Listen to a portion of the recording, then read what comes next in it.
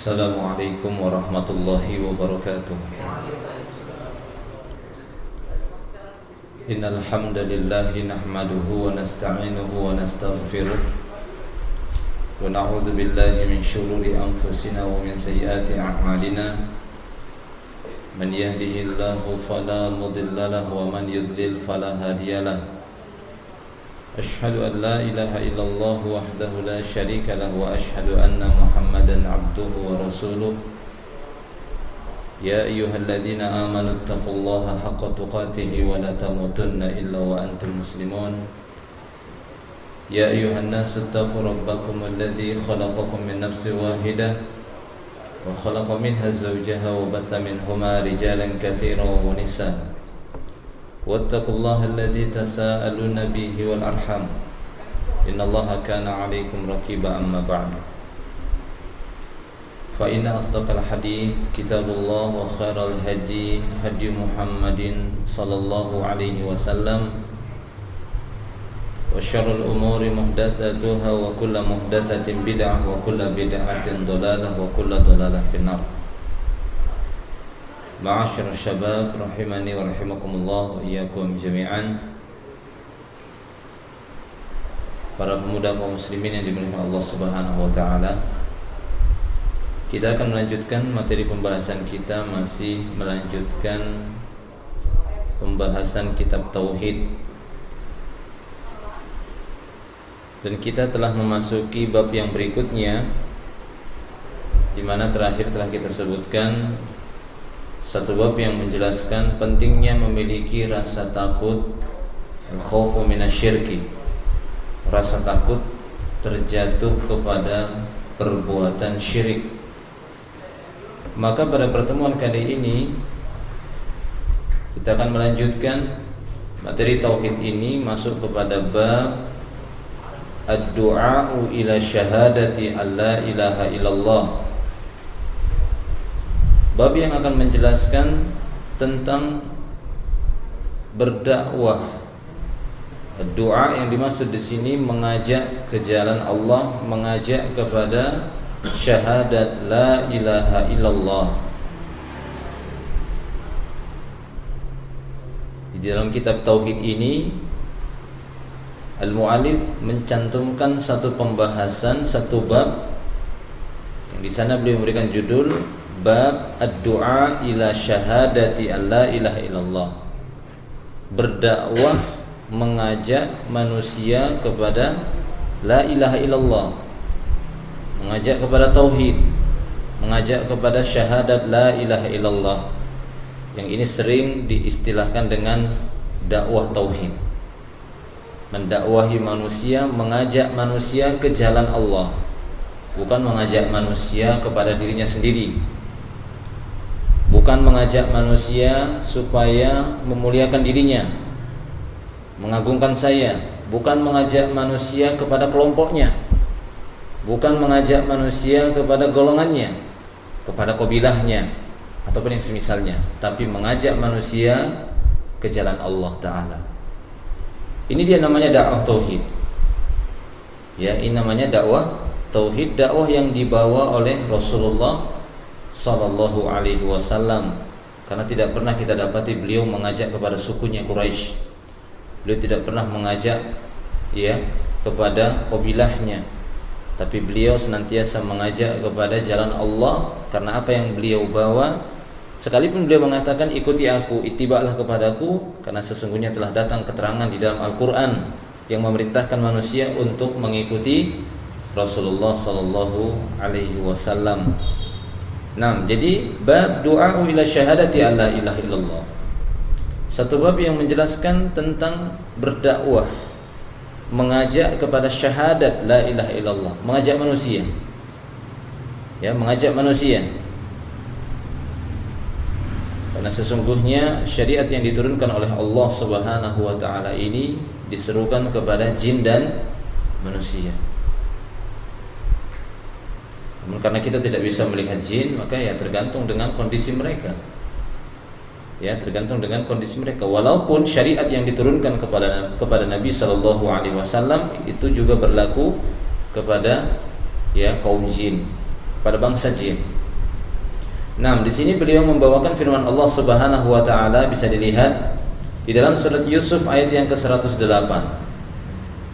Di dalam surat Yusuf ayat yang ke-108, wa qaulullahi ta'ala, dan Allah Ta'ala berfirman, wa qul hadhihi sabili, qul hadhihi sabili ad'u ilallah ala basiratin ana wa manittaba'ani wa subhanallahi wa ma ana minal musyrikin.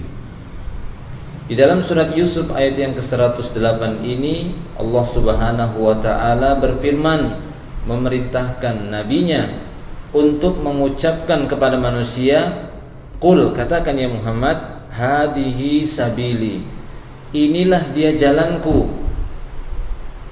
inilah dia jalan Nabi Muhammad sallallahu alaihi wasallam, inilah dia sunnah Rasulullah sallallahu alaihi wasallam. Maka lihat di dalam syarhul kalimat, sabili yang dimaksud di sini tariqi wa sunnati, tariqi wa sunnati. Qul hadhihi sabili, katakan kepada manusia ya Muhammad, ini adalah tariqahku, ini jalanku, ini caraku. Ini adalah Islam yang aku diperintahkan mengajak manusia di atas jalan itu. Ini sunnahku. Sehingga sangat disayangkan kalau ada sebagian kaum muslimin yang merasa alergi kalau disebutkan sesuai dengan sunnah. Sesuai dengan sunnah. Apa sunnah? Sunnah. Ya. Mereka merasa marah. Mereka merasa tidak senang dan tidak suka jika segala sesuatu kemudian diintisabkan, disandarkan kepada sunnah. Ada sunnahnya enggak seperti itu? Maksudnya ada enggak tuntunannya di dalam Islam? Pernahkah Rasulullah mengajarkan seperti itu? Sebagian mereka langsung mengatakan sunnah. Apa sunnah? Sunnah kan kalau dikerjakan berpahala, ditinggalkan tidak berdosa. Ya, sholat juga sunnah Nabi, kan begitu ya. Sholat juga sunnah Nabi, berpuasa di bulan Ramadan sunnah Nabi. Apakah setiap kata sunnah yang dibawa oleh Rasulullah kemudian kita hukumi secara fikih saja? Kalau begitu, berpuasa di bulan Ramadan kalau dikerjakan berpahala, ditinggalkan juga enggak apa-apa. Salat juga demikian. Zakat juga demikian, haji juga demikian. Jika Anda memiliki harta, memiliki kemampuan, Anda mengerjakan haji berpahala, kalaupun Anda tinggalkan, Anda mampu, enggak ada dosanya. Ya, kalau gitu tidak ada syariat, ya, gitu ya. Kalau seperti itu lebih bagus tidak usah ada syariat sama sekali. Kalau semua syariat Allah dihukumi secara makna sunnah dengan pemahaman mereka, dengan anggapan mereka, sunnah yang dikerjakan berpahala, tinggalkan tidak berdosa. Walaupun terkadang makna sunnah seperti ini dibenarkan, kan begitu ya, tapi tidak seluruh sunnah Nabi sallallahu alaihi wasallam. Tapi ada sebagian sunnah Nabi yang dihukumi seperti itu, yang jika dia dikerjakan berpahala, tapi kalau ditinggalkan tidak menyebabkan dosa. Seperti apa? Ya banyak hal. Seperti apa? Seperti bersiwak, kan begitu ya, bersiwak sebelum mengerjakan sholat. Rasulullah mengatakan, laula an asyukku ala ummati la amartuhum bisiwakin inda kulli sholat atau inda kulli wudu. Ya, Abu Qamaqadah sallallahu alaihi wasallam, kalaulah bukan aku khawatir memberatkan umatku, akan aku perintahkan mereka untuk bersiwak setiap mau sholat. Tapi Rasul mengatakan apa? Laula an asyukku ala ummati. Kalimat ini yang menyebabkan para ulama mengatakan ini sunnah hukumnya. Karena beliau mengatakan kalaulah bukan karena khawatir memberatkan umatku. Berarti apa? Perintah siwak setiap kali sholat ini bukanlah wajib, karena beliau telah menyebutkan aku khawatir memberatkan umatku. Akhirnya apa? Akhirnya tidak diwajibkan oleh Rasulullah. Karena kalau diwajibkan setiap mau sholat harus bersiwak setiap sholat, ya ini berarti menambah kewajiban lagi. Yang lain saja banyak kewajibannya, kan begitu ya, yang belum tentu semua bisa dilaksanakan. Baik. Ya, jadi yang dimaksud dalam ayat ini qul hadhihi sabili, sabili yang dimaksud di sini tariqi sunnati, secara umum, secara keseluruhan. Apakah itu perbuatan beliau, apakah itu ucapan beliau, apakah itu takrir, ketetapan dari beliau, semuanya itu merupakan sunnah, merupakan sabilullah. merupakan sabilu Rasulullah sallallahu alaihi wasallam, yang mana Nabi sallallahu alaihi wasallam diperintahkan, "Qul hadhihi sabili." Katakan ya Muhammad, katakan kepada siapa? Apakah katakan kepada hewan-hewan? Mereka bukan mukallaf, bukan makhluk yang dibebani oleh syariat. Tapi katakan kepada manusia. Ini bisa dipahami. Qul huwallahu ahad. Katakan ya Muhammad, Allah itu ahad. Kepada siapa Rasul diperintahkan untuk mengucapkan kalimat itu? Apakah kepada hewan-hewan? Bukan. Ya, tapi kepada siapa? Kepada manusia. Maksudnya qul, katakan kepada manusia ya Muhammad, huwallahu ahadun. Dia Allah itu esa, satu. Tidak lebih dari satu, tidak banyak. Walaupun namanya banyak bukan berarti menunjukkan Allah banyak. Dia itu satu. Allahus Samad, terus dijelaskan. Qul, katakan ya Muhammad, ya, ucapkan, dan demikian juga katakan kepada manusia. A'udzu bi rabbil falaq, dan seterusnya. Nah, demikian juga dengan ayat ini. Qul hadhihi sabili, katakan ini adalah jalanku. Katakan kepada manusia, ini jalanku. Jadi dari ayat ini bisa kita dapati bahwasanya istilah mengikuti sunnah Nabi SAW bukanlah istilah yang baru seperti yang dituduh oleh sebagian orang. Ini merupakan Islam kelompok baru, Islam modern, kan gitu ya, Islam modern yang memunculkan satu istilah baru yang nggak pernah dikenal dari orang tua kita dulu katanya.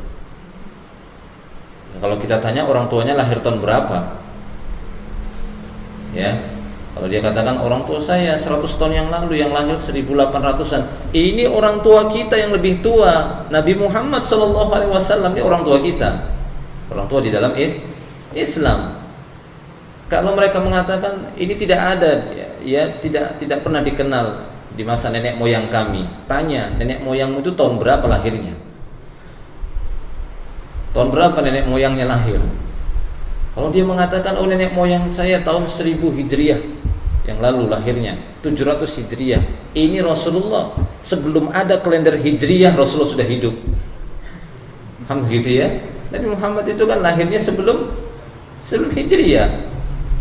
Hijriah itu kan ditetapkan oleh Umar bin Khattab untuk memudahkan, ya, untuk memudahkan administrasi kenegaraan. Dibuatlah waktu itu, ya, takwim ataupun pengelenderan tanggal gitu ya, kalender dimulai dengan hijriyahnya.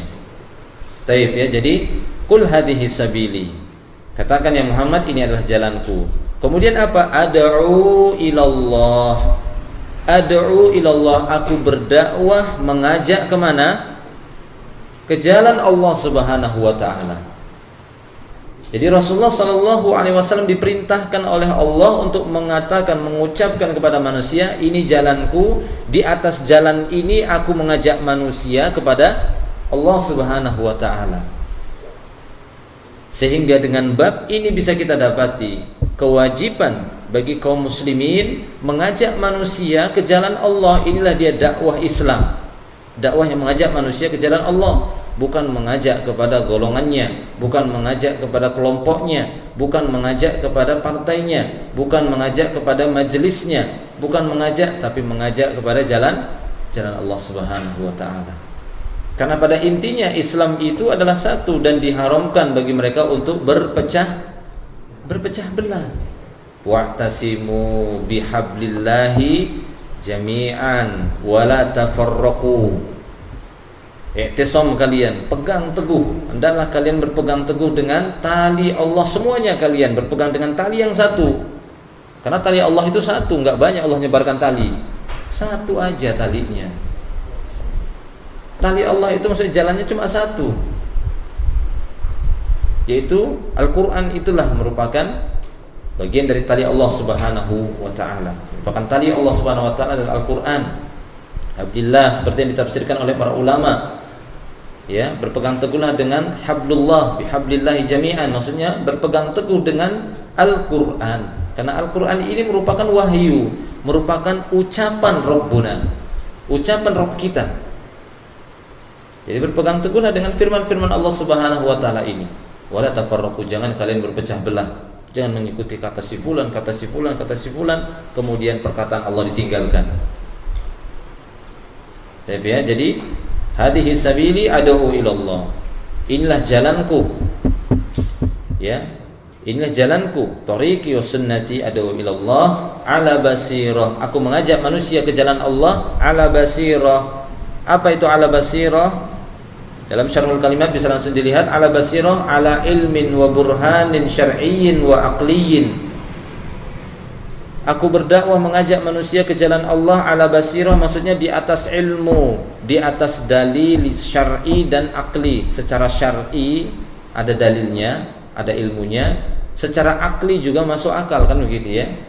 Jadi ada hujjah, dalil syar'i wa aqli, dari naqli wa aqli.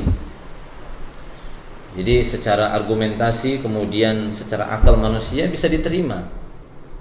Ya, bisa diterima. Ini merupakan ala basirah. Maksudnya ala basirah disebutkan tadi. Aku berdakwah mengajak manusia ke jalan Allah ala basirah. Ad'u ila Allah yani ila dinihi wa dari karamatihi. Aku mengajak manusia ke jalan Allah, maksudnya kepada agamanya, ila dinihi. Kemudian ayatnya yang berikutnya masih dalam surat Yunus ayat 108 ini, ya, setelah Rasulullah diperintahkan untuk mengatakan ala basirah ana wa man ittaba'ani, aku dan orang-orang yang ittiba kepada diriku. Nah, dari sini juga bisa kita dapati ana wa man ittaba'ani. Ittaba'ani maksudnya iqtadabi, orang-orang yang menjadikan diriku sebagai qudwah, sebagai contoh, sebagai tauladan. Bukan selain Rasulullah sallallahu alaihi wasallam. Seperti yang kita dapati banyak sekali kaum muslimin dengan lisan-lisannya mengatakan Rasulullah adalah suri tauladan kita, apalagi pada acara-acara tertentu, kan begitu ya. Rasulullah lah qudwah kita, qudwatun hasanah, uswatun hasanah. Tapi enggak ada buktinya. Cuma ucapan-ucapan aja secara seremonial saja. Kan begitu ya, dalam acara-acara seperti itu. Tapi ketika dibuktikan, ini loh sunnah Rasulullah, itu kan hukumnya sunnah saja. Ini loh sunnah Rasulullah, apa itu sunnah-sunnah? Ya, apa itu sunnah-sunnah? Itu sunnah itu buatan manusia. Kami hanya berpegang dengan Al-Quran saja. Ya, pegangi saja Al-Quran itu kalau bisa. Ya, tidak paham seorang itu kalau cuma bersandar dengan Al-Quran saja. Karena sesungguhnya di dalam Al-Quran sendiri memerintahkan kita untuk mengikuti sunnah. Wa ma atakumur rasulu fakhudhuhu wa ma nahakum anhu fantahu. Ini salah satu ayat saja dari sekian banyak ayat yang memerintahkan bagi kaum muslimin untuk mengikuti apa saja yang dibawa oleh Rasulullah sallallahu alaihi wasallam. Ya, seperti dalam surah Al-Hasyr tadi, wa ma atakumur rasulu fakhudhuhu, apa saja yang dibawa oleh Rasul kepada kalian, ya, maka ambillah, dan apa saja yang dilarangnya maka tinggalkan. Ya, apa yang dibawa oleh Rasulullah kepada kalian maka ambil, dan apa yang dia larang tinggalkan. Ini sunnah Nabi. Ketika Rasul memerintahkan ya ambil, ketika dia melarang ya tinggalkan. Inilah dia sunnah. Baik. Kemudian ana wa man ittaba'ani, aku dan orang-orang yang mengikutiku. Wa subhanallah, dan maha suci Allah. Subhanallah yani unazzihullah wa u'azzimahu min ayyakuna lahu syarikun au nadidun. Subhanallah maksudnya aku mensucikan dan mengagungkan Allah dari sekutu ataupun tandingan baginya. Itu makna subhanallah. Subhanallah maksudnya kita mensucikan dan mengagungkan Allah dari segala sesuatu yang disekutukan dengan Allah Subhanahu wa taala. Artinya tidak ada sekutu baginya. Taib ya. Jadi wa ma ana minal musyrikin, dan aku bukanlah termasuk orang-orang yang berbuat kesyirikan.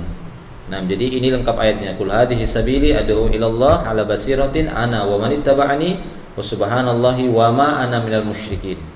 Katakan ya Muhammad, ini adalah jalanku, aku berdakwah mengajak ke jalan Allah di atas basirah ilmu, aku dan orang-orang yang mengikuti diriku, maha suci Allah, dan aku bukanlah termasuk orang-orang yang berbuat kesyirikan.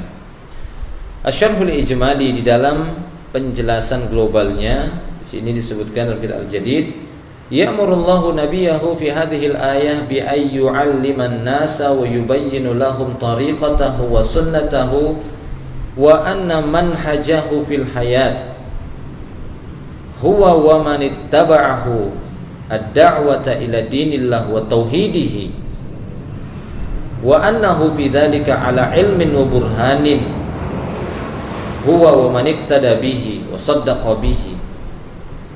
Allah Subhanahu wa taala memerintahkan nabinya di dalam ayat ini, dalam surat Yusuf ayat yang ke-108 ini, Allah taala memerintahkan nabinya untuk memberikan pelajaran kepada manusia, wa yubayyina lahum tariqatahu wa sunnatahu, dan mengajarkan, menjelaskan kepada manusia tariqah yang dimiliki oleh Rasulullah, sunnah, jalan yang dimiliki oleh Rasulullah, wa anna manhajahu fil hayat, menjelaskan kepada manusia bagaimana sih manhaj Rasulullah dalam kehidupannya.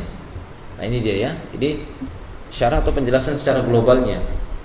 Dalam ayat tadi Allah Subhanahu wa taala memerintahkan nabinya untuk menjelaskan, ya, untuk menjelaskan kepada manusia tariqah beliau, sunnah beliau, manhaj beliau.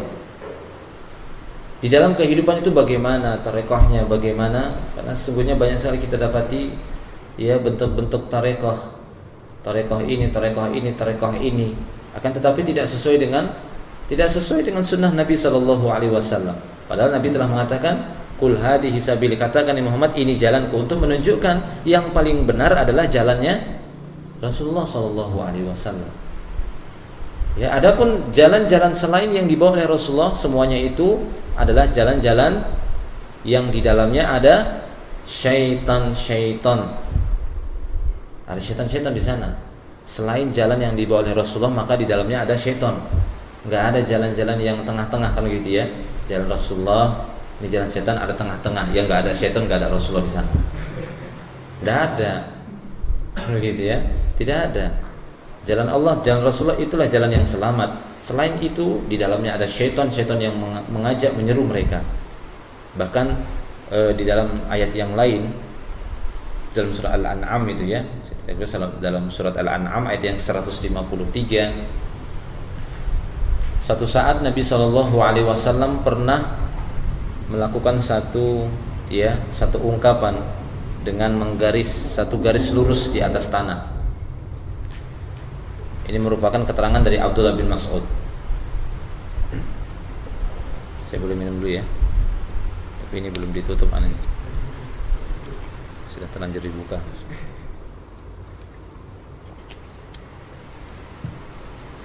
Abdullah bin Mas'ud meriwayatkan satu saat Rasulullah SAW menggaris satu garis lurus di tanah sambil mengatakan, "Hadihi sabilullah", ini jalannya Allah. Kemudian beliau memberikan garis yang banyak di samping kanan kiri, banyak gitu ya. Setelah tadi hada sabilullah atau hadihi sabilullah, kemudian buat garis yang banyak di kanan kiri, kanan kiri, kanan kiri, kanan kiri, sambil mengatakan, Rasulullah mengatakan bahwasanya jalan ini yang banyak ini hadihi subul, adapun jalan-jalan yang banyak ini laisat minha sabilun illa alaihi syaitan yad'u ilaihi. Adapun jalan yang banyak-banyak ini, kata Rasulullah, tidak ada satu jalan pun melainkan di jalan itu ada syaitan yang mengajak kepada jalan itu. Paham ya? Jadi ini jalan Allah. Sementara jalan yang lain ini tidak ada satu jalan pun dari jalan yang banyak ini melainkan di sana ada syaitan yang mengajak manusia ke jalan syaitan itu. Jadi cuma satu saja yang benar, itu jalan Allah Subhanahu wa taala, jalannya Rasulullah sallallahu alaihi wasallam. Bahkan setelah beliau mengungkapkan garis-garis tadi, beliau membacakan surat Al-An'am ayat yang 153 tadi. Ya, surat Al-An'am ayat 153. Di sana Allah Subhanahu wa taala menyebutkan, wa anna hada sirati mustaqiman fattabi'uhu wa la tattabi'us subul fatafarraqu bikum an sabili dzalikum wasaqum bihi la'allakum tattaqun. Ya, Allah Subhanahu wa taala berfirman dan menjelaskan di sana bahwasanya wa anna hada sirati mustaqiman, dan ini adalah jalanku yang mustaqim. Siratul mustaqim ini dia satu ini. Fattabi'uhu, maka ikutilah siratul mustaqim itu, jalan yang lurus itu. Wala tattabi'u as-subul, jangan kalian mengikuti jalan-jalan yang banyak tadi. Fatafarraqu bikum an sabili, karena ini akan menyebabkan kalian akan bercerai-berai, bertengkar, bercerai-berai dari jalan Allah Subhanahu wa taala. Fatafarraqu bikum an sabili, yang menyebabkan kalian akan bercerai-berai dari jalan Allah Subhanahu wa taala. Dzalikum wassaqum, inilah wasiat Rabb kalian kepada kalian. La'allakum tattaqun, agar kalian bertakwa.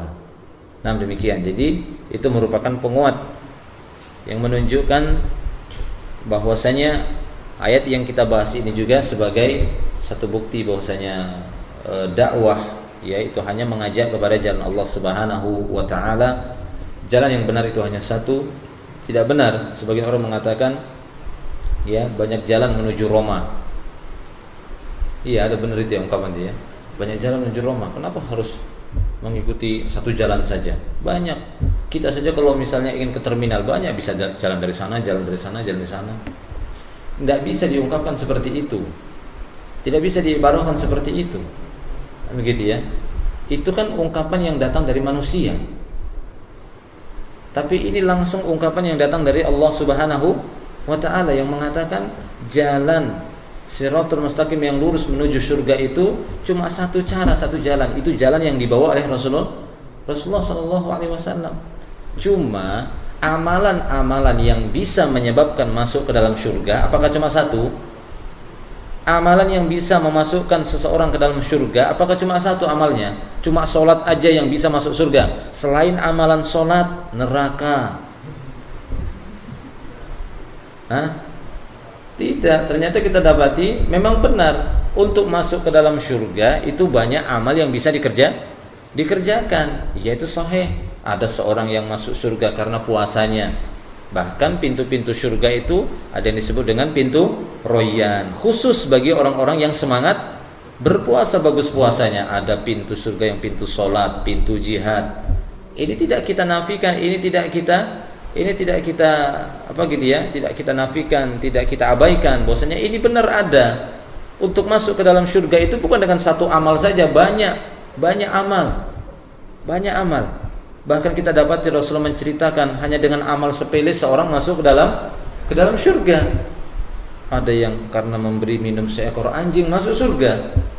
Ada karena dia menyingkirkan duri di jalan masuk surga. Ada seorang yang karena sebatas menganggap lunas hutang saudaranya masuk surga.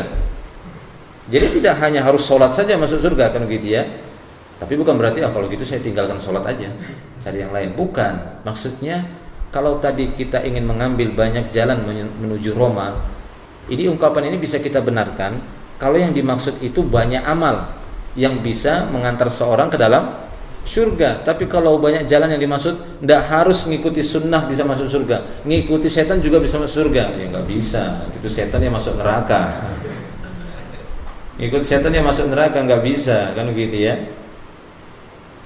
Ya, akan tetapi amal-amal yang sekian banyaknya itu, apakah Anda sholat sesuai dengan sunnah, sesuai dengan tuntunan Rasulullah? Apakah Anda ingin berpuasa sesuai dengan syariat jalan Shirathul Mustaqim tadi? Anda ingin berzakat ya sesuai dengan zakat yang sesuai dengan syariat. Anda ingin berhaji ya haji sesuai dengan syariat, sesuai dengan sunnah Nabi sallallahu alaihi wasallam. Anda ingin berbakti kepada kedua orang tua sesuai dengan tuntunan syariat. Ya, Anda ingin berdakwah, Anda ingin bersedekah, Anda ingin berbicara, Anda ingin jual beli dan yang lainnya. Maka semua sesuai dengan sunnah Nabi, sesuai dengan tuntunan Nabi sallallahu alaihi wasallam. Ini yang benar. Ya, inilah yang benar. Bukan berarti dengan adanya ayat ini kok terasa sempit sih, harus ikuti sunnah. Seakan-akan kita itu dikekang, enggak boleh melakukan yang lainnya. Bukan begitu, kan begitu ya. Ini masalahnya pertanggungjawabannya kepada Allah Subhanahu wa taala yang tidak hanya hari ini tapi nanti hari kiamat. Hari di mana tidak ada lagi yang namanya jual beli, tidak ada teman setia, semua pikir masing-masing. Kan begitu ya. Sekaranglah waktunya untuk mempersiapkan diri, mengikuti sunnah, mengikuti jalan Nabi sallallahu alaihi wasallam. Tayyib khanifiddin rahimani rahimakumullah wa iyyakum jami'an. Ya, jadi jelas dalam penjelasan ijmalnya ataupun globalnya bahwasanya Nabi sallallahu alaihi wasallam diperintahkan untuk menjelaskan kepada manusia tentang manhaj beliau di dalam kehidupan, thariqah dan sunnah beliau. Demikian juga beliau dan orang-orang yang mengikutinya. di dalam berdakwah, mengajak kepada agama Allah, mengajak manusia kepada tauhid. Mengajak manusia kepada tauhid. Karena pertama sekali dari perkara agama ini yang paling wajib disampaikan adalah perkara tauhid. Ya, ini perkara yang pertama sekali disampaikan juga, atau perkara pertama yang wajib untuk diperhatikan, yaitu perkara tauhid. Wa annahu fi dzalika ala ilmin, dan semuanya itu dakwah itu juga harus di atas ilmu. Jangan berdakwah ke sana kemari enggak ada ilmunya. Ini lihat ini, ad'u ilallah ala basirah. Perhatikan ini. Jika Anda ingin berdakwah, mengajak manusia ke jalan Allah, maka harus di atas ilmu. Jangan sampai di atas kebodohan, di atas ta'assub, di atas taklid, bukan di atas ilmu, tapi di atas kejahilannya. Mengajak manusia tapi dia enggak tahu ilmunya. Kan begitu ya. Harus di atas ilmu jelas. Nah, sungguhnya nanti dia akan dimintai pertanggungjawaban di hadapan Allah Subhanahu wa taala. Betapa banyak orang-orang yang mengajak manusia ke jalan Allah katanya, tapi enggak ada ilmunya. Mengajak manusia kemudian dengan cara-cara yang terlarang. Mengajak manusia dengan musik-musik. Nah, kan begitu ya. Dengan alasan untuk melunakkan hati mereka. Masa melunakkan hati dengan perkara yang terlarang? Itu bukan melunakkan hati, itu namanya mengeraskan hati. Walaupun tidak terasa. Seorang yang melakukan satu kejahatan tapi dia tidak merasa itu satu kejahatan, ini apa namanya? Istidraj. Ketipu dia. Ya, ketipu dia. Nah, demikian. Jadi jangan sampai kita melakukan satu kesalahan, satu keharaman tapi kita enggak merasa itu keharaman. Ini karena kejahilan. Tidak tahu. Makanya di sini ad'u ilallah ala basirah, berdakwah itu juga harus di atas ilmu, jangan di atas kebodohan. Wa bidzalika ala ilmin wa burhan. Ya, beliau dan orang-orang yang mengikuti beliau, yang membenarkan beliau, wa annahu yunazzihullah wa yu'azzimuhu ayyakuna lahu syarikun fi rububiyyatihi wa asma'ihi wa sifatihi. Bahwasanya beliau mensucikan Allah, mengagungkannya, ya, dari sekutu-sekutu bagi Allah Subhanahu wa taala. Jadi beliau mensucikan Allah dari sekutu. Ya, dari tandingan pada rububiyahnya, nama dan sifat-sifat Allah. Wa annahu bari'un minal musyrikin wa syirkihim, dan sesungguhnya beliau Rasulullah sallallahu alaihi wasallam berlepas diri dari pelaku-pelaku kesyirikan, ya, dan kesyirikan mereka. Jadi berlepas diri itu jangan dari perbuatan syiriknya saja, dari pelaku syiriknya juga gitu ya. Saya enggak mau berbuat syirik, tapi saya membantu orang-orang berbuat syirik. Enggak, dua-duanya gitu ya. Ketika Anda ataupun ketika seseorang mengatakan saya tidak mau berbuat syirik, artinya berlepas diri dari kesyirikan, maka pelaku-pelaku syiriknya juga harus dilepaskan, kan gitu ya. Artinya dia lepaskan sikap loyalitasnya, kecintaannya dari mereka. Tidak boleh berkasih sayang kepada mereka, bercinta-cintaan, kan begitu ya. Kemudian memberikan sikap walaknya kepada orang-orang kafir, orang-orang musyrik, tidak boleh. Taib. Kecuali pada perkara-perkara muamalah yang masih dalam kadar, ya, dalam kadar yang dibolehkan. Dalam kadar yang dibolehkan maka tidak masalah. Tapi kalau sampai ada rasa cinta di dalam hati kepada pelaku-pelaku kesyirikan sebagaimana cintanya dia kepada kaum muslimin, nah ini enggak jelas seperti ini. Nah, sungguhnya dia harus berlepas diri dari pelaku-pelaku kesyirikan dan kesyirikan mereka. Al-fawaid, faidah-faidah kata beliau di sini. Yang pertama, wujubul ikhlas fi da'wah ilallah. Wujubul ikhlas fi da'wah ilallah. Wajibnya keikhlasan di dalam melaksanakan dakwah. Jadi ketika kita berdakwah, mengajak ke jalan Allah, wajib untuk mengikhlaskan niat kita. Kenapa? Karena berdakwah itu adalah perintah dari Allah Ta'ala, dan perintah itu ketika dilakukan tidak diterima di sisi Allah jika diawali dengan keikhlasan. Setiap perintah Allah itu namanya ibadah. Berdakwah diperintahkan atau tidak? Berdakwah diperintahkan atau tidak? perintahkan. Tatkala kita mengetahui ada sesuatu itu diperintahkan di dalam Islam, maka yakini itu adalah ibadah. Dan syarat ibadah pertama adalah ikhlas, yang kedua sesuai dengan tuntunan Rasulullah, sesuai dengan tuntunan syariat. Makanya berdakwah itu tidak akan diterima sebagai satu dakwah kalau tidak dimulai dengan keikhlasan dan kalau tidak sesuai dengan syariat, maka itu bukan dakwah yang diterima. Berdakwah kemudian dengan alat-alat yang diharamkan, yaitu alat-alat musik, ya, dengan alat-alat ya ma'azif katanya, dalam bahasa Arabnya ma'azif, music. Tidak bisa berdakwah dengan alat-alat haram seperti itu, dengan perbuatan-perbuatan yang diharamkan. Kenapa? Walaupun yang penting kan kami ikhlas. Apa urusan kalian? Ikhlas itu kan antara kami dengan Allah. Iya benar, ikhlasnya sih lulus. Tapi syarat keduanya enggak lulus. Karena tidak pernah Rasulullah SAW berdakwah itu dengan nyanyi-nyanyi. Pernah enggak Rasulullah itu dakwah manusia nyanyi-nyanyi? Jangankan nyanyi, beliau itu tidak pernah berdakwah sambil bersyair. Pernah enggak didapati Rasulullah itu berdakwah kemudian sambil melantunkan syair? Padahal syair itu termasuk qaul, ya, termasuk kalam, itu bukan termasuk ghina, bukan nyanyian itu. Syair itu seperti pantun lah bahasa kita. Pantun itu nyanyian atau bukan? Bukan. Tapi pernah enggak kita dapati Rasulullah itu ketika berdakwah berpantun?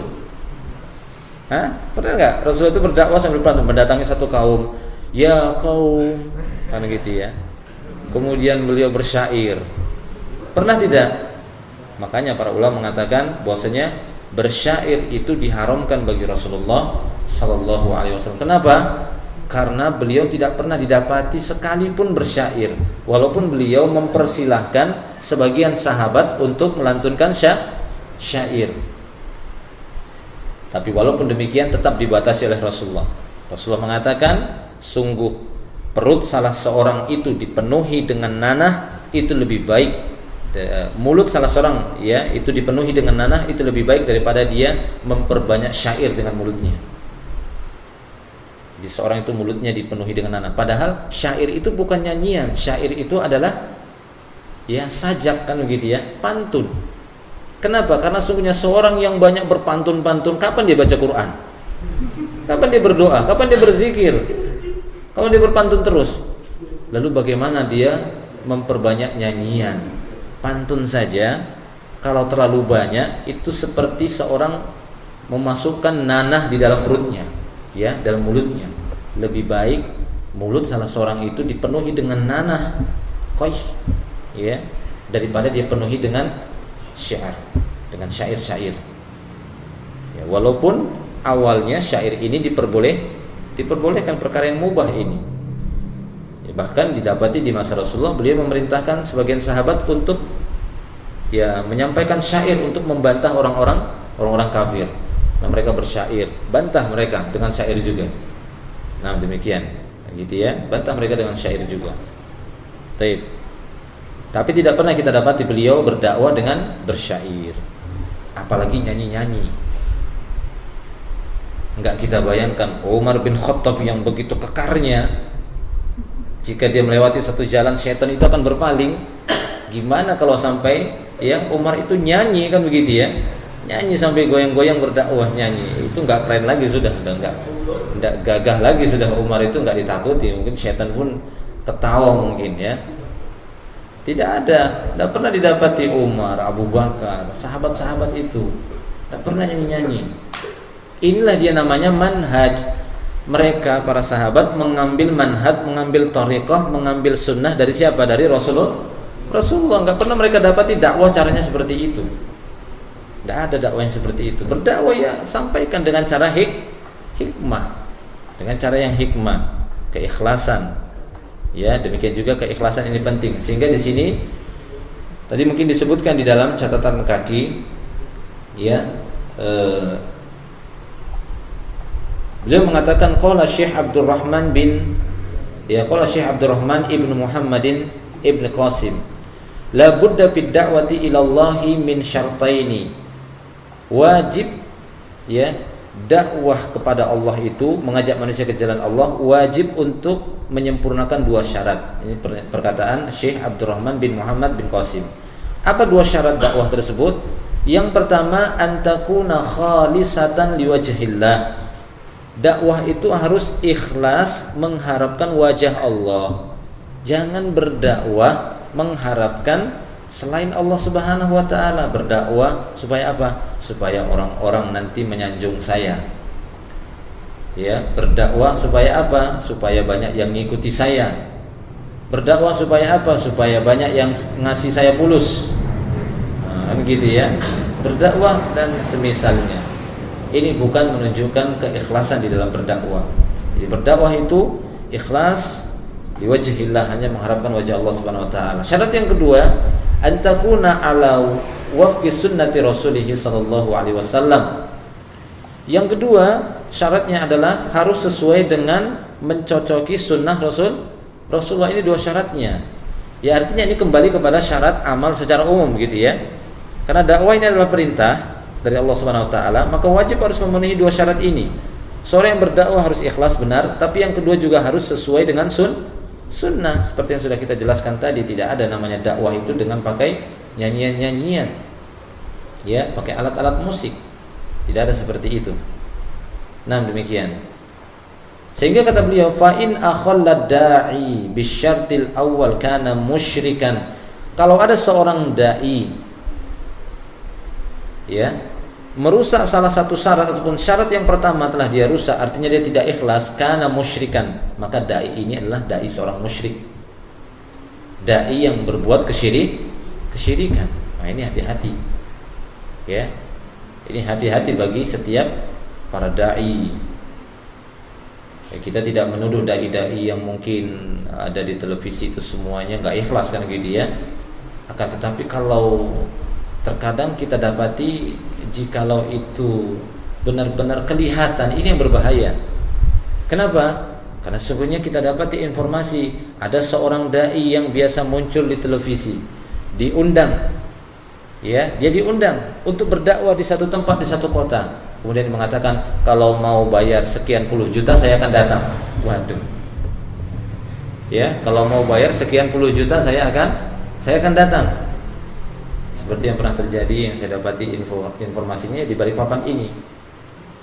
Ada satu tempat, satu ya daerah Balikpapan ini ingin mengundang salah seorang dai kondang Indonesia yang sering muncul di televisi. Diundang, dia minta sekian puluh juta. Wih, mahalnya. Nggak bisa kurang kah? Kok tawar-menawar ini dakwah, tawar-menawar harga gitu ya. Nggak mau kurang, nggak bisa kurang, segitu sudah. Sudah nggak jadi, cari dai yang lain yang kondang juga yang sering muncul televisi, mau separuhnya, gitu ya. Oh ya sudah, dia juga. Masya Allah, saya bilang, ini mau mengajak manusia ke jalan Allah atau mau mengajak manusia ke jalan syaitan seperti ini? Ya, nah demikian. Sehingga bagi siapa saja yang merusak syarat yang pertama ini karena musyrikan. Wa in akhalla bitsani, kalau dia merusak syarat yang kedua karena mubtadi'an, maka dia seorang mubtadi, pelaku bid'ah. Kalau dia berdakwah tidak sesuai dengan sunnah, berarti dia berdakwah dengan cara yang bid'ah. Cara bid'ah maksudnya cara yang tidak pernah dikenal di dalam syariat Islam. Kan begitu ya. Nah, demikian. Apalagi mengatasnamakan berdakwah tapi dengan menggunakan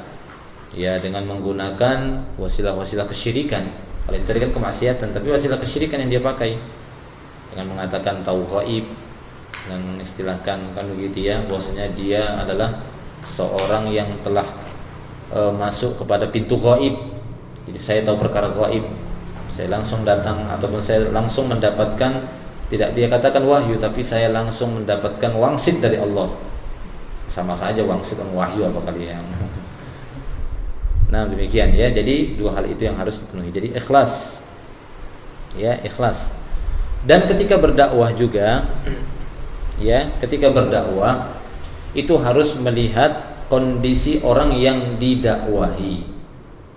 Kondisi orang yang didakwahi, karena di sana Allah Taala berfirman, "Ud'u ila sabili rabbik ya bil hikmah wal mau'izatil hasanah wajadilhum billati hiya ahsan.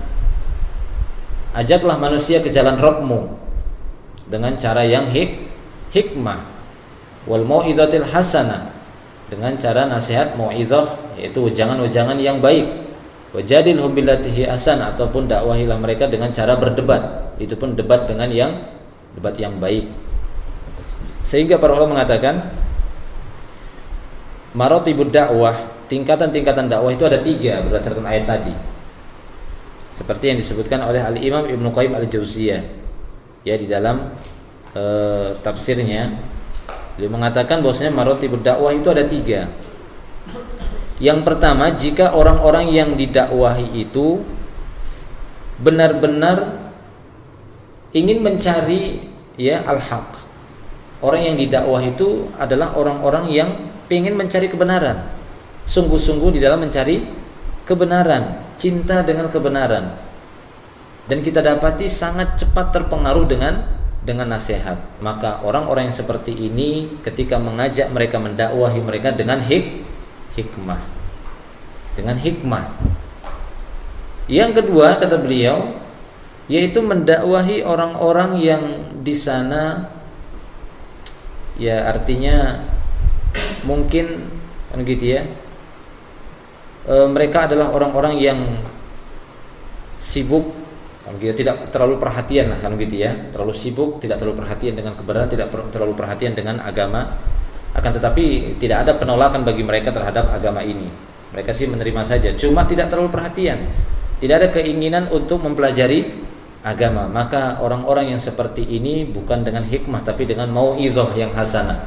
Sudah lebih sedikit wejangan kan gitu ya. Sudah lebih kepada wejangan-wejangan yang bisa menyentuh hati mereka. Yang bisa menyentuh hati mereka. Kemudian yang ketiga yaitu model ataupun audiensnya, orang-orang yang dakwahi modelnya itu orang-orang yang suka ngeyel. Kan ada gitu ya. Kalau yang pertama tadi memang mereka ingin mencari kebenaran. Orang yang kedua malas. Ya, mereka orang-orang yang malas untuk mempelajari agama, itu dengan mau'izah hasanah. Yang ketiga memang suka ngeyel, bahasa kita itu. Suka ngeyel itu suka apa gitu ya, suka menentang. Nah, kalau orang seperti ini maka tidak mengapa untuk didebat mujadalah dengan cara yang ahsan. Didebat dengan cara yang ahsan. Ta'ibikhani fiddin rahimani wa rahimakumullah wa iyyakum jami'an. Kita melanjutkan faedah tadi. Yang pertama, wujubul ikhlas fi da'wah ilallah. Yang kedua, yajibu an takuna da'watu ilallahi qa'imatan 'alal hujjah wal burhan. Wajib berdakwah ke jalan Allah ini berdiri di atas hujjah dan burhan, tegak di atas hujjah dan burhan. Jadi kewajiban berdakwah ini harus di atas hujjah, di atas dalil, di atas ilmu, ini wajib. Maka siapa saja yang berdakwah di atas kebodohannya, maka dia berdosa walaupun di sana ada orang yang taubat. Walaupun ada orang yang sadar, tetap dia dinyatakan salah. Paham ini ya? Ada orang yang nekat-nekatan berdakwah, nggak ada ilmunya, nggak tahu. Tapi kebenaran gitu ya, kebenaran. Oh dia kan tuh bukti dia sadar tuh loh. Terus sadar dia, kalau gitu ya, itu sadar dia mau bertobat. Nah maka dia tetap dikatakan orang yang bersalah. Dia tetap dikatakan orang yang telah melanggar satu larangan. Ya terlarang kita berdakwah tanpa ilmu, begitu ya. Karena wajib, ketika kita mengetahui wajib berdakwah dengan ilmu, berarti tidak boleh, terlarang kita berdakwah tanpa ilmu. Sementara dia dengan modal nekat berdakwah, mengajak manusia ke jalan Allah Subhanahu wa taala, ya dengan kejahilan dan kebodohan, dengan ketidaktahuan yang dia miliki. Mungkin ketika dia mengajak manusia mendatangi seorang, Pak, ayolah kita sholat, kan begitu ya, ayolah kita sholat. Aduh, gimana ya Mas ya, saya ini agak sibuk. Aduh Pak, sholat itu jika kita sholat nanti wajah kita itu bercahaya seperti seperti yang disabdakan di dalam hadis, kan gitu. Paling nggak pernah ada itu Rasul. Ya ngawur ngomongnya kan begitu ya. Wajahnya bercahaya, rezeki Bapak bisa lebih banyak dengan sholat itu seperti yang disabdakan oleh hadis. Dalam hadis-hadis disebutkan begitu loh. Saya nggak hafal anunya, pokoknya hadis-hadis berbicara begitu. Nah, ini kan kebodohan namanya seperti itu. Ya, ini mengancam dirinya sendiri, mengatasnamakan hadis. Padahal Rasul mengatakan apa? Man kadzaba alayya muta'ammidan falyatabawa maq'adahu minan nar. Barang siapa yang berdusta atas namaku, dia mengatakan Rasul bersabda padahal tidak pernah beliau bersabda demikian, maka Rasul mengatakan falyatabawa maq'adahu minan nar. Siapkan tempat duduknya di neraka. Ya, siapkan tempat duduknya di neraka. Barang siapa yang berdusta atas namaku, maka silahkan dia siapkan tempat duduknya di neraka, waliyadzubillah. Jadi nggak boleh ya. Nah, jadi wajib berdakwah itu dengan ilmu, dengan kadar ilmu yang kita miliki. Balighu anni walau ayah, kata Rasulullah. Sampaikanlah dariku benar-benar dari Rasulullah, bukan dari diri kita.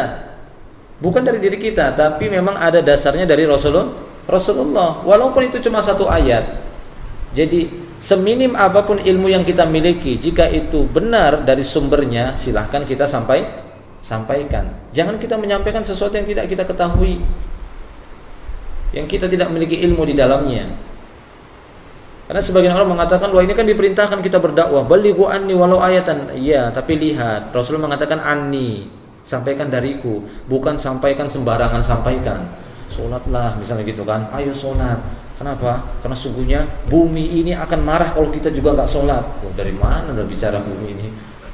Gitu ya, bumi ini setiap langkah kaki kita, kemudian kita tidak sholat adzan, kita nggak sholat setiap langkah kita, maka butir-butiran pasir itu akan memintakan siksaan kepada kita. Nah, ini ngada-ngada kan gitu, misalnya gitu ya, misalnya seperti itu. Kan berbicara seperti itu namanya kan berbicara kan maudhu'nya, judulnya kan sholat ya. Namanya sholat itu kan orang kan mempercayai sholat itu kan datangnya dari Islam. Jadi segala sesuatu yang kita ucapkan berkaitan dengan sholat, orang-orang yang mendengar menganggap ini semuanya dari Islam. Ini bahaya. Jadi harus dengan dalil yang kita miliki saja. Pak, sholat Pak, kalau kita cuma mengatakan sholat itu salah satu dari 5 tiang agama Pak, aduh gini Pak, itu tiang agama loh Pak. Ini bagaimana tiang agama kita aja, kalau tiang rumah itu dihancurkan satu, rubuh nggak rumahnya? Ini nggak masalah seperti itu. Tapi itu saja yang dia ketahui kan begitu ya. Cuma bunyal Islam ala khamsun. Jangan ngawur sana bicara ini bicara itu tapi tidak ada dalilnya. Ini nggak boleh. Tapi ya, jadi harus di atas ilmu. Kemudian yang ketiga, wujubul baro'ah minasyirki wa ahlihi. Wajib berlepas diri dari kesyirikan dan pelaku kesyirikan. Jangan dari kesyirikannya saja. Saya nggak mau berbuat syirik, tapi berkasih sayang dengan pelaku kesyirikan. Nggak bisa seperti itu. Kalau kita tidak mau berbuat syirik, maka kita juga tidak mau dengan orang musyrik. Kita mau duitnya saja. Kalau bermuamalah misalnya begitu ya. Tapi kita tidak mau ajarannya. Ya, ada sebagian orang mengatakan, waduh, kita benci dengan orang Yahudi, benci dengan orang Nasrani, tapi diikuti cara-caranya. Nah, ini namanya bukan benci tapi rindu. Nah, gitu ya. Benci Yahudi, terkutuk kan gitu ya. Terkutuk Yahud, Nasara, terkutuk. Tapi begitu cara mereka juga kan gitu ya. Tidak bisa seperti itu. Jadi berlepas diri dari kesyirikan dan pelaku-pelakunya. Faedah yang keempat, la yasihul amalu illa muwafiqan lima jaa bihi Rasul sallallahu alaihi wasallam. Tidak sah amalan kecuali mencocoki apa yang dibawa oleh Rasulullah sallallahu alaihi wasallam. Tidak sah. Kenapa? Karena Rasulullah diperintahkan kul hadihi sabili, ini jalanku. Berarti apa? Amalan yang tidak sesuai dengan tuntunan Rasulullah adalah amalan yang di luar itu, tidak diterima. Amalan yang di atas jalan syaitan. Waliyadzubillah. Yang kelima, faedah yang terakhir, wujubu tanzihillahi amma la yaliqu bijalali. Wajibnya mensucikan Allah dari segala hal yang tidak cocok dengan keagungan Allah Subhanahu wa taala. Wajibnya mensucikan Allah Subhanahu wa taala dari perkara yang tidak sesuai dengan keagungannya. Jika kita mendapati ada sesuatu yang tidak cocok dengan Allah, bagaimana caranya? Kita lihat dulu pada diri kita itu satu kesempurnaan atau kekurangan.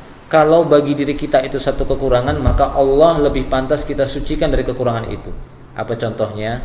Tidur. Tidur itu satu kelebihan atau kekurangan? Itu satu kekurangan, jangan bilang satu kelebihan. Masuk. Ya, itu satu kekurangan. Itu kekurangan manusia itu tidur. Kenapa? Karena ketika dia tidur maka dia lalai. Ya atau tidak? lalai dia, nggak tahu tangannya kemana, nggak tahu jam berapa, kan begitu ya, sudah sholat atau belum. Nah itu dia, kan begitu ya. Tidur, lagi misalnya jaga toko, tidur, wah habis barangnya semua, bisa lalai kan, bisa, berarti kekurangan ini namanya tidur. Nah demikian ya, ketika kita mengetahui bahwasanya sesuatu itu merupakan kekurangan bagi kita, lalu bagaimana ya kekurangan itu ya bagi Allah Subhanahu wa taala, jelas Allah lebih utama untuk disucikan dari kekurangan itu. Makanya la sinatun wala naum, kan gitu ya. Allah itu tidak ngantuk dan tidak pula tidur. Ngantuk-ngantuk gitu kan, itu kekurangan itu, apalagi di majelis ngantuk-ngantuk. Apalagi sampai tidur, itu kekurangan. Ya kalau sampai Allah Subhanahu wa taala tidur, ya itu tidak mungkin dia sebagai Rabb, kan gitu ya. Ya jelas pasti akan bertabrakan. Akan terjadi kehancuran di alam ini kalau sampai Allah Subhanahu wa taala tidur. Maka maha suci Allah Subhanahu wa taala, la sinatun wala naum. Ya, jadi wajib mensucikan Allah dari segala hal, dari perkara yang tidak sesuai dengan keagungannya. Jadi segala sesuatu yang tidak sesuai dengan kemuliaan yang dimiliki oleh Allah Subhanahu wa taala wajib untuk disucikan. Baik. Munasabatul ayati lil bab, kecocokan ayat yang kita bahas ini dengan bab, karena babnya babud du'a ila syahadati alla ilaha illallah. Ya, kesesuaian dengan ayat yang kita bahas tadi, haitsu dallatil ayatu anna sabilan nabi sallallahu alaihi wasallam wa man ittaba'ah hiya da'watu ila dinillah wa hadha mutadamminatud da'wah ila syahadati alla ilaha illallah. Ketika ayat ini menunjukkan ataupun menjelaskan bahwasanya jalan Nabi sallallahu alaihi wasallam dan jalan orang-orang yang ittiba kepada Nabi adalah berdakwah kepada agama Allah taala. Inilah jalan Rasul. Inilah jalan orang-orang yang ittiba bersama Rasulullah. Siapa itu mereka yang ittiba kepada Rasulullah? Yang pertama sekali adalah para sahabat dan orang-orang yang mengikuti mereka sampai hari ini. Jadi jalannya Rasulullah dan orang-orang yang ittiba kepada beliau, jalan mereka adalah berdakwah, mengajak manusia ke jalan agama Allah. Mengajak manusia kepada agama Allah saja sudah cukup. Tidak ada urusan kita yang lainnya. Ya, jangan kita mengajak kepada kelompok kita, kepada majelis kita. Lalu bolehkah kita mengatakan misalnya, oh ngaji sini aja, ya, gak usah ngaji di sana. Benar nggak seperti ini? Benar nggak? Ada dua jawabannya. Tidak secara mutlak kita katakan benar, tidak secara mutlak kita katakan salah. Kenapa? Kalau seandainya ucapan itu adalah untuk memisahkan antara yang batil dan yang hak yang batil. Ngaji sini saja, kenapa? Karena kita telah mengetahui pengajian di majelis itu sesuai dengan syariat, sesuai dengan sunnah. Ya kita ajak mereka ke situ.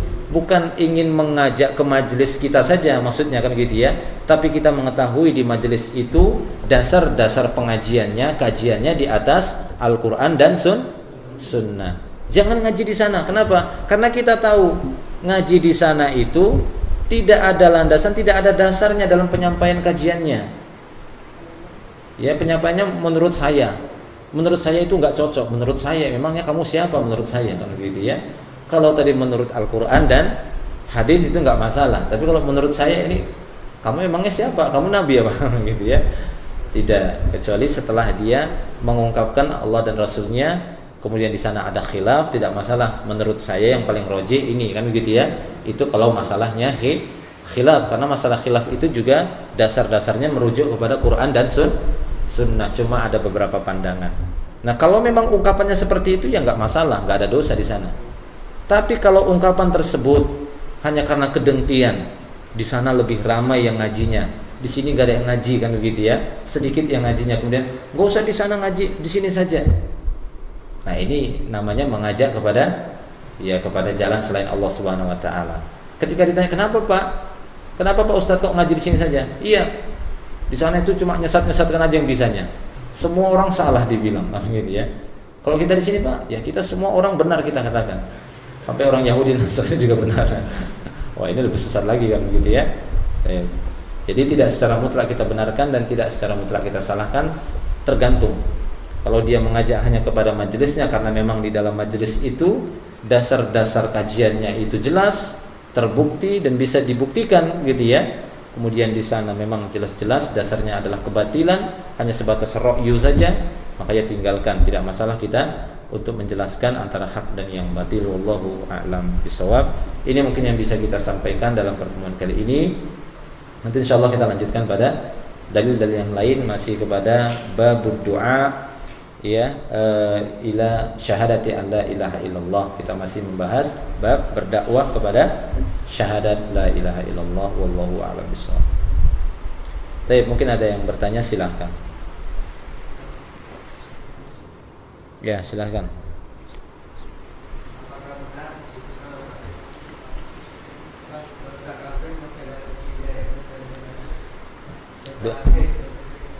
Ada yang masih di atas dosa syirik? Tidak ada. Tidak ada dosa yang lebih besar dari dosa kesyirikan. Itu dosa paling besar. Syirik akbar gitu ya. Itu dosa paling besar yang tidak diampuni oleh Allah Subhanahu wa taala. Tapi yang semisal kesyirikan itu ada. Semisal syirik akbar ada. Tapi yang lebih tinggi dari syirik akbar tidak ada. Apa yang semisal syirik akbar? Kufur akbar. Ya, kufur akbar, nifak akbar. Ya, kufur akbar, apa di antara kufur akbar? Dia enggak berbuat syirik. Dia meyakini Allah Subhanahu wa taala itu esa. Tidak pernah dia berbuat syirik. Ya, tapi Al-Qur'an diludahi sama dia. Ya, kufur akbar ini kan begitu ya. Apa ini dia? Misalnya contoh seperti ini, kufur akbar. Ini sama seperti syirik akbar. Murtad, keluar dari Islam kan begitu ya. Dan dia kalau tidak bertobat ya kekal dalam api neraka, tidak diampuni oleh Allah Subhanahu wa taala. Kufur akbar itu enggak diampuni oleh Allah Subhanahu wa taala. Kecuali kufur asghar. Kalau Allah mau Allah ampuni, kalau tidak ya disiksa. Ya. Yang mendapatkan siksaan. Kufur asghar apa di antaranya? Kufur asghar itu syirik asghar. Apa kufur asghar?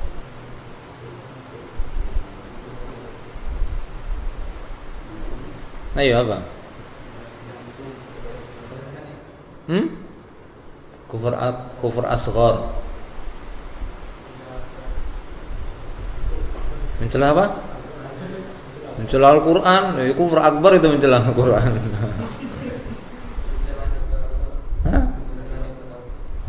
Kufur asghar. Ya, mencela nikmat Allah, enggak bersyukur ya, kufur asghar itu ya. Kufur nikmat. Ya. Kufur nikmat. Nah, demikian. Jadi tidak ada ya, jadi tidak ada yang lebih dari syirik akbar yang tidak ada yang lebih tinggi, lebih besar dari syirik akbar, tapi yang semisalnya ada. Allahu a'lam bishawab.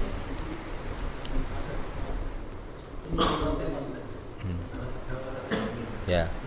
Sudah masuk nanti sudah dibacakan. Apakah ada beberapa sunnah-sunnah khusus atau beberapa hal yang sering dilakukan masyarakat, cuma itu bukan hal yang sering dilakukan masyarakat itu Syaban, tapi itu bukan termasuk sunnah khusus. Apa saya nggak tahu. Yang biasa dilakukan masyarakat saya nggak pernah. Sejauh yang anak ketahui itu Sunnah-sunnah yang bulan Syaban. Kalau sunnah-sunnah yang bisa kita lakukan ya tatkala memasuki bulan Sya'ban adalah berpuasa. Ya, berpuasa secara mutlak di bulan Sya'ban. Artinya tidak kita tentukan hari apa. Kan gitu ya, pada Sya'ban keberapa? Artinya secara mutlak dipersilahkan kita berpuasa sebanyak-banyaknya satu bulan Sya'ban semampunya. Puasa sunnah, karena ini merupakan kebiasaan Rasulullah SAW. Apabila beliau memasuki bulan Sya'ban, beliau melakukan banyak puasa. Ya, banyak puasa. Terserah apakah Sya'ban pertama, kedua, ketiga, keempat, kelima, keenam, ketujuh, ke-8, 9, terus puasa 10, 11, 12 enggak, 13 enggak, kan gitu ya. 14, 15, 16, 17, 18, 19 enggak, 17. Silahkan. Itu diantara sunnahnya. Yang tidak ada itu adalah orang-orang yang tidak terbiasa berpuasa. Ya, kemudian mengkhususkan berpuasa setelah masuknya 15 Sya'ban ini enggak boleh. Karena Rasul mengatakan idan tasofa asy-Sya'ban fala tasumu. Ya, kama qala sallallahu alaihi wasallam. Jika sudah memasuki nisfu Sya'ban maka jangan kalian berpuasa. Hadis ini diucapkan oleh Rasulullah, para ulama mengatakan ini khusus bagi orang-orang yang tidak membiasakan puasa. Orang-orang yang tidak terbiasa berpuasa, tidak berniat ingin melakukan puasa mutlak di bulan Sya'ban, artinya dia tidak meniatkan puasa di bulan Sya'ban. Jika sudah memasuki 15 Sya'ban, jangan lagi dia berpuasa. Dia harus bersiap-siap untuk menunggu bulan Ramadan. Kecuali bagi orang yang terbiasa berpuasa, maka silahkan dia, walaupun dia masuk nisfu Sya'ban terus, bahkan sampai mendekati Ramadan, tidak masalah dia terus berpuasa, karena memang itu kebiasaannya. Ya, itu kebiasaannya. Paham ini ya? Nah, demikian. Itu sejauh yang Anda ketahui di antara ya sunnah-sunnah yang dilakukan di bulan Sya'ban, ataupun sebagian kekeliruan sebagian orang yang melakukan puasa 15 Sya'ban itu, puasa nisfu Sya'ban. Puasa nisfu Sya'ban itu tidak ada. Ya, kalaupun ada hadis-hadisnya itu derajat ataupun sanadnya itu adalah hadis-hadis yang dhaif. Nah, seperti yang dijelaskan oleh para ulama tentang hadis-hadis yang berbicara tentang puasa nisfu Sya'ban. Justru hadis yang sahih mengatakan idan tasafa Sya'ban fala tasumu. Jika sudah memasuki nisfu Sya'ban jangan lagi puasa. Wallahu a'lam bishawab.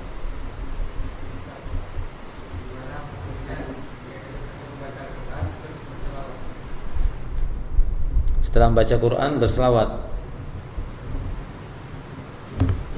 kalau itu dilakukan terus-menerus maka bid'ah.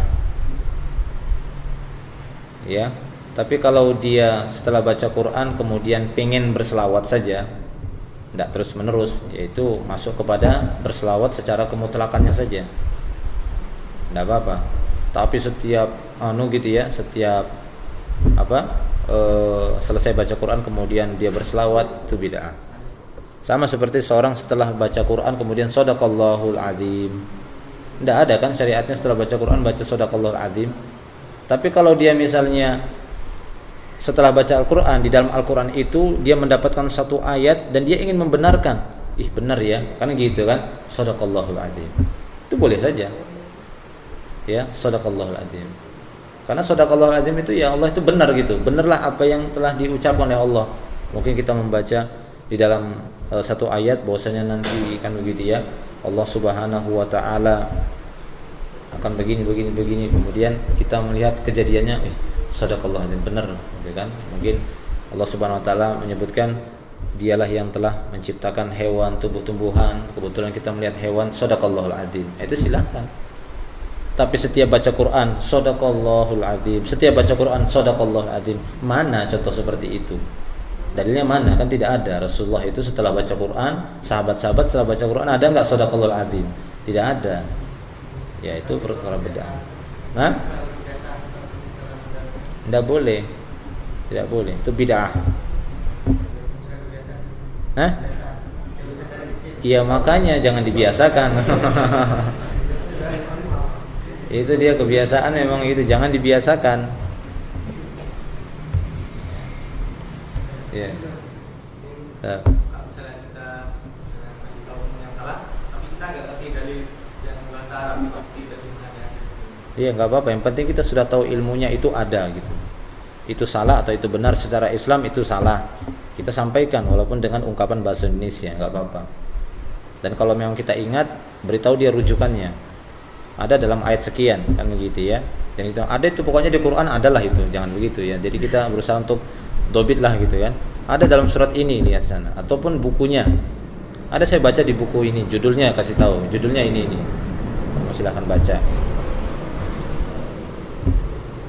Iya, silakan. Kalau cara mendakwahi yang muslim. Iya. Mendakwahi? Mendakwahi lawan jenis. Maksudnya jenis apa itu? Jenis hewan. Hah? Mendakwahi wanita gitu ya, orang wanita. Ya didakwahi sebagaimana Rasulullah mendakwahi kaum wanita kan begitu ya. Beliau mendatanginya dan mengatakan, bertakwalah kalian kepada Allah, perbanyaklah kalian bersedekah, karena kebanyakan di antara kalian aku lihat di neraka, banyak yang masuk neraka kan gitu. Itu kata Rasulullah. Ya begitu. Banyaklah bersedekah. Kenapa? Para wanita bertanya, kenapa ya Rasulullah? bahwasanya kami kaum wanita yang lebih banyak di neraka. Rasul mengatakan yakfurnal ashir, kalian banyak kufur kepada suami, kan gitu ya, ataupun misalnya seperti yang disebutkan dalam hadis. Ya begitu dakwahinya. Kan saya bilang itu masih buka aurat belum berjilbab. Terus saya kasih tahu ke dia hadisnya yang tidak akan musuh-musuhnya wanita-wanita yang dia masih nggak kayak masih gitu Mengingkar gitu ya, tidak menerima gitu. caranya buat menyentuh hatinya. Jadi yang perlu kita ketahui bahwasanya hidayah itu bukan di tangan kita ya. Hidayah itu semuanya di tangan Allah Subhanahu wa taala. Ya, bahwasanya kita hari ini, sore ini kita hadir di majelis ilmu ini itu karena hidayah siapa? Apakah kita mengatakan ini karena keimanan saya yang memang kuat? Nah, itu ujub namanya. Tidak, itu semua hidayah dari Allah yang telah melunakkan hati kita sehingga kita bisa meluangkan waktu, meringankan langkah kaki kita. Tidak seperti orang-orang yang lainnya yang mereka belum mendapatkan hidayah. Makanya Allah Ta'ala mengatakan kepada Nabi Muhammad SAW, fadzakir innama anta mudzakir lasta alaihim bimusaitir. Musaitir itu yang menguasai. Nih. Jadi musaitir, jadi terserah saya, sini jadi ke sana, sini sana. Tidak bisa kita gitu kan kepada manusia. Nyetir manusia nggak bisa kita. Musaitir ya, nyetir manusia. Lasta alaihim bimusaitir. Kamu ya Muhammad bukanlah orang yang berkuasa atas mereka. Fadzakir innama anta mudzakir. Sampaikan saja. Kamu hanyalah seorang penyampai saja. Sampaikan saja. Nabi Muhammad yang cuma menyampaikan, hidayah terserah Allah. Buktinya apa? Paman yang sangat beliau cintai saja nggak dapat hidayah. Abu Thalib ya, sampai meninggal dunia, ya ammi, qul la ilaha illallah, kalimatan uhajju laka indallah yaumil qiyamah. Wahai pamanku, ucapkan la ilaha illallah, kalimat yang aku akan membelamu nanti di sisi Allah pada hari kiamat. Tidak mau dia mengucapkannya. Nah, itulah dia hidayah. Hidayah itu kembali kepada Allah Subhanahu wa taala. Ya, sampaikan, kita bukan orang yang berkuasa terhadap manusia yang bisa menyetir mereka, ayo ke sana. Tidak bisa. Ya. Nah, demikian, tapi kita hanya menyampaikan saja. Jika memang itu sudah kita sampaikan, maka kita telah terbebas dari tanggung jawab kita. Wallahu a'lam bishawab. Cukup ya? Insyaallah. Terakhir. Kelas. Ada yang bilang kalau kita mengajak seseorang untuk sholat, ada yang bilang kamu jangan terlalu paksa aja dan mengajak itu terus sekali. Apabila sudah sekali tapi dia tidak mau, maka lepas sudah baik-baik itu mengajak dia. Tapi ada juga yang bilang ajak dia terus, nanti insya Allah dia bakal. Ya. Atau dua-duanya Ya, tidak ada perintah itu. Cukuplah kamu mengajak sekali. Kalau dia nggak mau, sudah nggak usah ajak lagi. Nggak ada begitu. Tidak ada dalam seperti itu. Jadi perintah mengajak itu kan gitu ya. Ud'u ila sabili rabbik, dakwah, ajaklah manusia ke jalan Rabbmu. Ini menunjukkan kemutlakan. Kenapa tidak disebutkan di sana berapa kali? Karena sesuai dengan kemaslahatan saja, sesuai dengan kondisi. Kalau misalnya kita sekali mengajak, dia langsung ada respon, ya sudah, tidak usah diajak lagi, karena dia sudah mau, kan begitu ya. Tapi kalau sekali belum, terus dicoba 2 kali, 3 kali, nggak ada pembatasan. Ya, ketika disebutkan dalil itu secara mutlak, berarti disesuaikan dengan kondisi, sesuaikan dengan kondisi. Nah, kalau memang dia belum ada pengaruh, ya terus dia diajak, nggak bisa mencukupkan sekali saja. Sementara kita melihatnya, kan begitu ya. Terus kita mengajak. Walaupun kalau kita sudah berusaha dengan semaksimalnya, dia belum juga mau mengikuti, kan gitu ya, apa yang kita ajak tadi pada kebenaran, maka tidak ada dosa lagi bagi kita. Tapi bukan berarti telah putus, kan gitu ya, telah putus tanggung jawab kita untuk mengajak, tetap terus kita mengajaknya. Nah, demikian. Allahu a'lam. Nah, tadi katanya terakhir yang sini, misalnya terakhir. Ya. Batasannya ada. Batasannya itu jangan sampai berkhulwat, berdua-duaan. Kan gitu ya, berdua-duaan dengan alasan saya ingin mendakwahinya supaya gitu ya, dengan 4 mata supaya lebih supaya bisa sampai hati ke hati katanya. Ya itu justru bukan ya itu justru setan kan begitu ya. La yakhluwanna rajulun bi imra'atin illa thalithuhuma syaiton. Tidaklah seorang laki-laki berkhulwat berdua-duaan dengan seorang wanita melainkan yang ketiganya setan. Bukan Allah yang ketiga, setan yang ketiga. Saya ingin menemuimu, saya ingin mendakwahimu. Berdua-duaan. Dakwah apa mas? Katanya. Kacau sudah seperti itu. Ya, buyar ilmunya. Apa ya tadi ya katanya. Tidak boleh ya. Jadi batasannya seperti tidak boleh berdua-duaan. Akan tapi dia berusaha untuk menyampaikan dengan wasilah apapun. Mungkin dengan mengirimkan buku kan begitu ya, mengirimkan dalilnya, mengirimkan satu risalah, satu pembahasan ringkas, itu boleh. Ataupun melalui orang-orang terdekat dia, apakah melalui orang tuanya, melalui ibunya, kan begitu ya, melalui saudaranya, itu loh kakakmu, kan begitu ya. Kenapa? Suruh dia berjilbab. Kalau berjilbab nanti ya saya juga suka sama dia, kan begitu. Ya. Misalnya, itu ini senyum-senyum semua. Gitu. Baik ya, kita cukupkan sampai di sini. Nanti kita lanjutkan pada pertemuan yang akan datang. Wa akhiru da'wana alhamdulillah. Subhanakallahumma bihamdika asyhadu an la ilaha illa anta astaghfiruka wa atubu ilaik. Assalamualaikum warahmatullahi wabarakatuh.